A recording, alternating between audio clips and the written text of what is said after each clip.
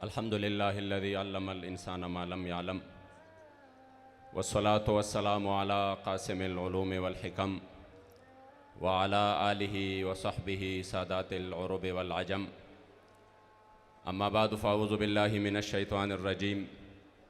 बिस्मिल्लाहिर रहमानिर रहीम। क़ाल अल्लाहु तबारक व तआला फ़ी कलामिल मजीद व फ़ुरक़ानिहिल हमीद। इन्नल्लाह ला युग़य्यिरु मा बिक़ौमिन हत्ता युग़य्यिरु मा बिअन्फ़ुसिहिम। सदक़ल्लाहु मौलानल अज़ीम व सदक़ रसूलुहुन नबियुल करीमुल अमीन।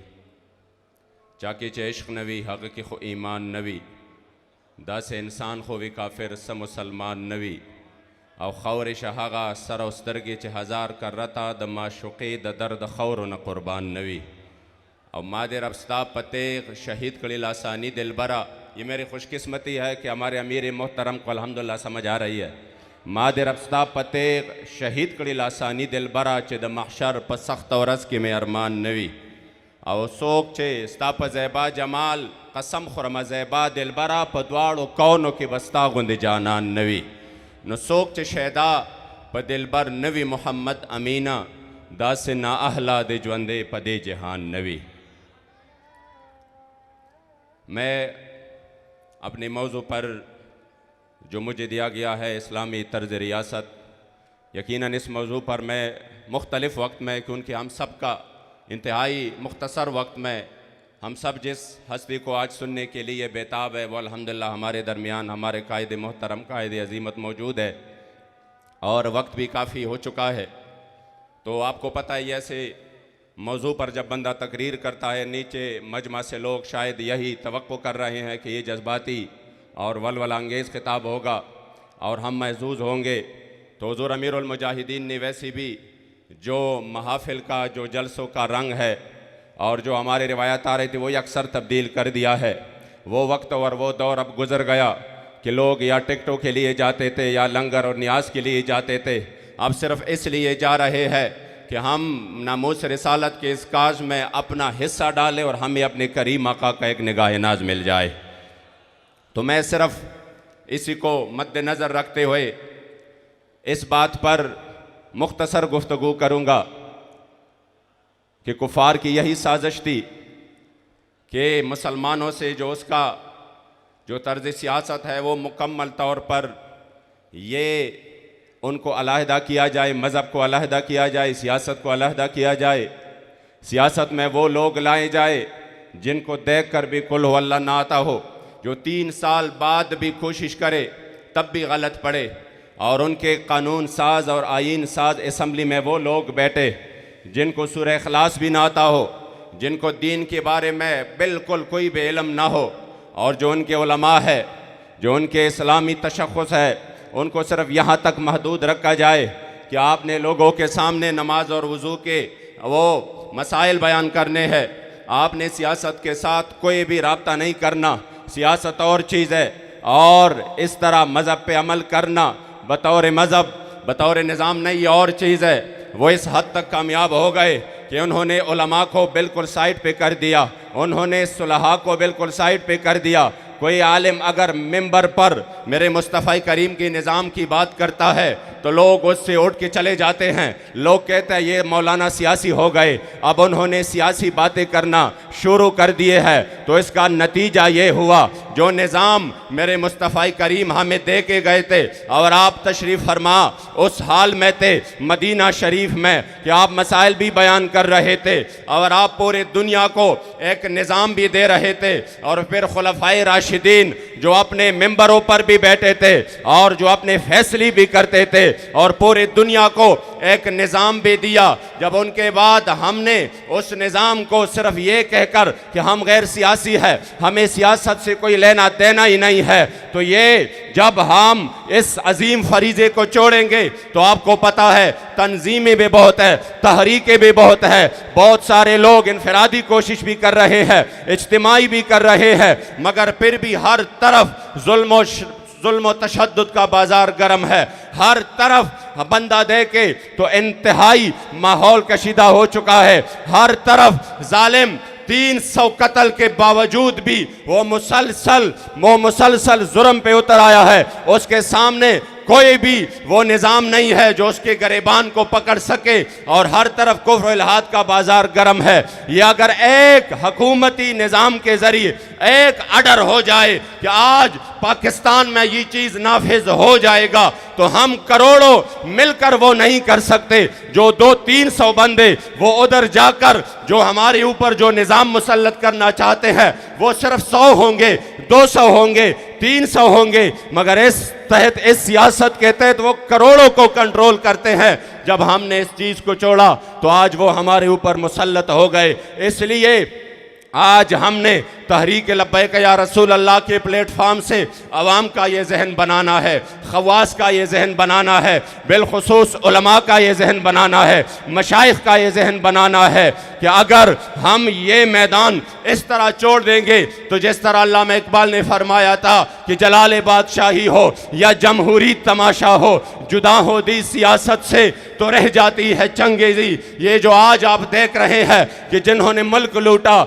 जिन्होंने मुल्क के खजाने लूटे, जिन्होंने गरीब के अवाम का वो खून चूसा, और जिन्होंने इस मुल्क और कौम पर वो कहर बनकर टूट पड़े कि बंदा हैरान है कि मैं एक टाइम के रोजी कहाँ से लाऊं। वजह क्या है? वजह ये है कि सियासत हमने उनके सुपर्द की जो जालिम थे, जो दीन से बेखबर थे, जो अंग्रेज के वफादार थे, जो उनके गुलाम थे। और यहाँ पर हमने मिंबरों पे बैठकर और अपने आस्थानों पे बैठकर ये तसल्ली कर ली कि नहीं, हम सियासी नहीं है, हमारा सियासत से कोई लेना देना नहीं है। मैंने कहा अगर ये आपके अल्फाज है कि हमारा सियासत से कोई लेना देना नहीं है, तो दूसरे अल्फाज में आपने ऐलान करना है कि फिर हमारे मिंबर मुस्तफ़ा से भी कोई लेना देना नहीं है। दूसरे अल्फाज में फिर आपने ऐलान करना है कि हम हुजूर के वारिस भी नहीं है, क्योंकि मेरे महबूब फरमाते कि कानत बनो इसराइल में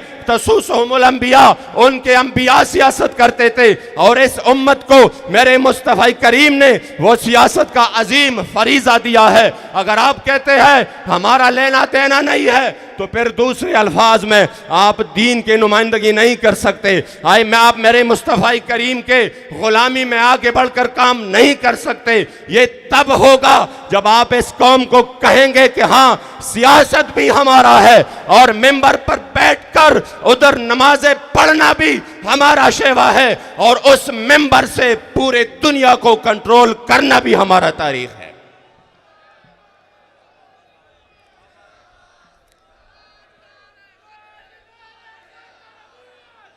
मैं अपने दादा हुजूर के नशार का कुछ तर्जमा भी करूँ। अक्सर मुझे ग़ुलाम गौस बगदादी साहब कहते हैं जब भी आप पश्तो शेर पढ़ते हैं साथ में कुछ तर्जुमा भी क्या करे। मेरे दादा हुजूर ने फरमाया कि सियासत जुदा कवील शरीयत जिने, जी सियासत जुदा कवील शरीयत जिने, जो सियासत को शरीयत से जुदा करते हैं, बेजार लहस बेवकूफ़ ज़ालिम शैतान ख्वाहिमा, कह रहा मैं ऐसे बेवकूफ़ ज़ालिम और शैतान से बेजार हूँ। कि सियासत जुदा कवील शरीयत जिने, बेजार लहसे बेवकूफ़ ज़ालिम शैतान ख्वाहिमा, और द सियासत बाजी बौड़म द शरीयत पचोगान, द सियासत बाजी बौड़म द शरीयत पचोगान, कम हज़ार ज़ल सर ज़िपदे मैदान ख्वाहिमा, द सियासत बाजी बौड़म द शरीयत पचोगान, कम हज़ार ज़ल सर ज़िपदे मैदान ख्वाहिमा। और ये शेर आप सुनकर आपको लुत्फ़ आ जाएगा। फरमाते चित्र खुशबूजी दखलो द मोहम्मद अरबी, जिनसे मेरे मुस्तफ़ा करीम के पसीने मुअत्तर की खुशबू ये महक रही हो, ऐसी जवान के पीछे चित्र खुशबूजी दखलो द मोहम्मद अरबी, सर पर तली के ऐसे जवान पर से रवान ख्वाहिमा, मैं अपना सर हथेली पे रख कर ऐसे जवान के पीछे चला जाऊंगा जो हुजूर का नवारिस हो।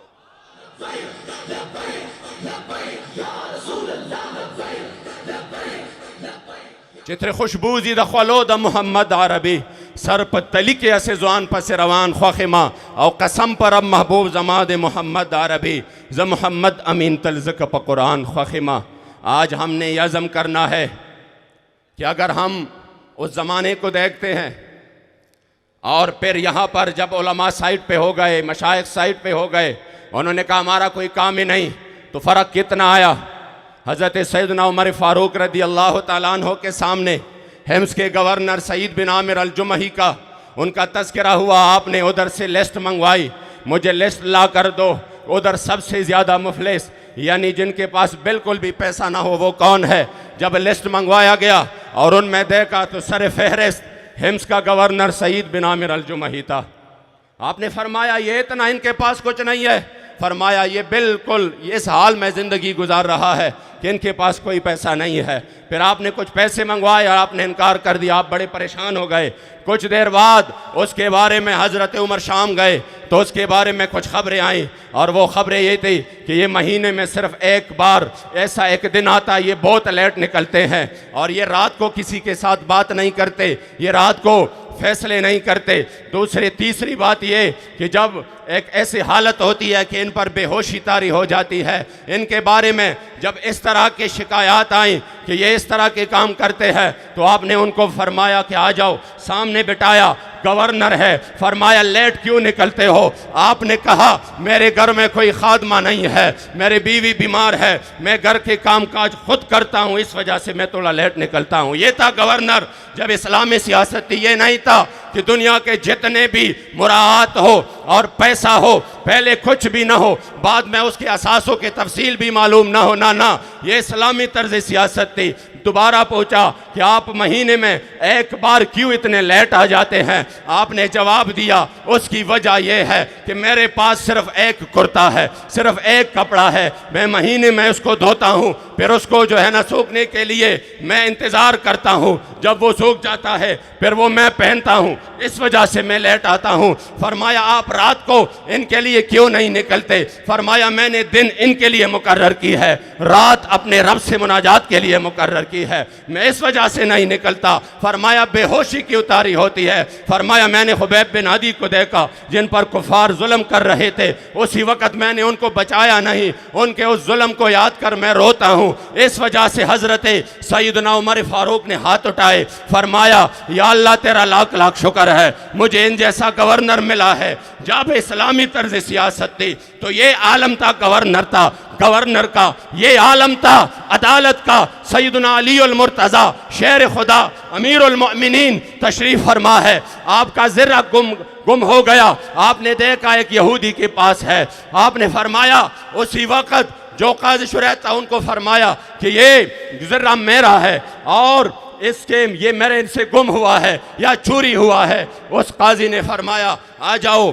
अपना फैसला सुन, अपना दावा दायर करो। यहूदी को भी बुलाया, जब सामने हो गए काजी शुरैह ने कहा मैं बिल्कुल यकीन करता हूँ, हल्फन कह रहा हूँ ये ज़रा आप ही का है, मगर ये अदालत है, यहाँ पर इंसाफ इस तरीके से होगा कि आप गवाह पेश करेंगे। हज़रत अली अल मुर्तज़ा ने अपने ग़ुलाम को बुलाया, जब उन्होंने गवाही दी फरमाया ग़ुलाम के गवाही मालिक के हक़ में कबूल नहीं। आपने हसनैन करीमैन को बुलाया, फरमाया बच्चों की गवाही अपने बाप के हक़ में कबूल नहीं, इसलिए ये ज़र्रा उन्हीं का है, मैं फैसला यही कर सकता हूँ। ये है इस्लामी तर्ज सियासत, जहाँ पर अदालतें भी आज़ाद हो, जहाँ पर इंसाफ का भी बोलबाला हो, जहाँ पर वक्त का अमीरुल मोमिनीन भी उसके दरबार में खड़े हो जाए और फिर कहे कि हाँ आपने फैसला सही किया है। यहूदी ने जब इस निज़ाम को देखा तो आपने वो ज़र्रा लाकर मेरे शेर खुदा के कदमों में डालकर कहा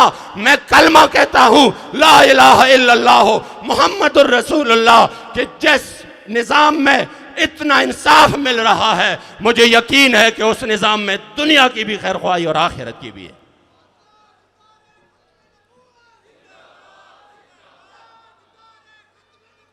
इसलिए ये हम हुज़ूर अमीरुल मुजाहिदीन का एहसान कभी नहीं भूलेंगे कि आपने इस कौम को वो सोच दिया कि आपने कहा कि अगर बतौर मज़हब सिर्फ़ आपने ये करना है, नमाज रोज़ा ज़कात हज जितने भी मामूलात है, अगर ये इस्लाम है तो फिर सैयदना इमाम हुसैन करबलाए मौला के मैदान में क्यों गए, फिर अपनी पूरी ख़ानदान की कुर्बानी क्यों दी। इसलिए आपने इस कौम को ये जहन दिया। आज हम इंशाअल्लाह उनके लख्ती जिगर हमारे कायद मोहतरम उनके नूरी नज़र के सामने ये आखिरी अहद करते हैं कि इंशाअल्लाह, और यह अहद वफ़ा की तजदीद करते हैं कि इंशाअल्लाह हुज़ूर अमीरुल मुजाहिदीन ने जो मिशन हमें छोड़ा इंशाअल्लाह आपकी क़ियादत में और आपके हाथ पर इंशाअल्लाह ताला उसकी तकमील के लिए हम वक्त हाजिर है। हमारी जान चली जाए तो चले जाए, उसकी कोई हैसियत नहीं है इस मिशन के सामने। मिशन पर समझौता इंशाअल्लाह कभी नहीं होगा। हम सब ने आज़म करना है कि इंशाअल्लाह हम हुजूर के दीन के लिए, फिर हमारी खुशकिस्मती है कि कायद भी हमें वो मिला है। मैं सिर्फ़ आखिरी बात करूँगा कि आपने मुझे एक ख़बर दी और वो ये थी, मुझे कहा कि अगर हमारे पड़ोस मुल्क में जिन पर जुल्म और तशद्दुद के पहाड़ तोड़े गए, 20 साल जिन्होंने ग्वांतानामो बे जेल में जानवरों की तरह गुजारे, उनको इस तरीके से रखा गया जैसे जानवरों को रखा जाता है। दुनिया की कोई जुल्म की कोई हद होती है, वो सब पहाड़ उन पर टूटे, मगर इस्लाम की ताकत से फिर भी वो मैदान में है, और इस तरीके से मैदान में है कि पूरे आलम में कुफ्र शिकस्त खा चुका है।